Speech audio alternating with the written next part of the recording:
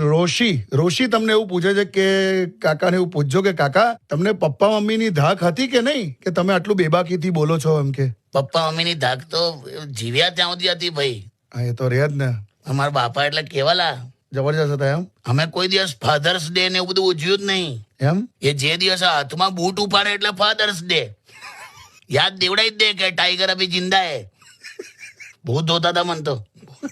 તમે તોફાન બહુ કરતા હતા નહીં? હા તો થોડોક તોફાન એટલે હવે તો કોણ ના હોય બાળક ના હોય તોફાની. હોય બરાબર. મમ્મીનું પણ વર્ચસ્વ બહુ હતું લા.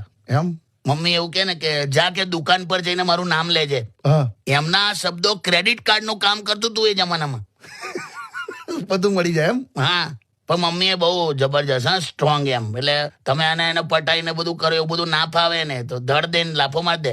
એમ ઝઘડો થાય ને હું મમ્મીને એવું કહી દઉં ને હોશિયારી મારીને કે મમ્મી હા હું ઘર છોડીને જાઉં છું હા તો હું કે આ વાંધો નહીં લાઈટ પંખા બંધ કરીને જજે કે પૈસાની વેલ્યુ નહીં લા. એવું એન્ટરટેન જ ના કરે એમ.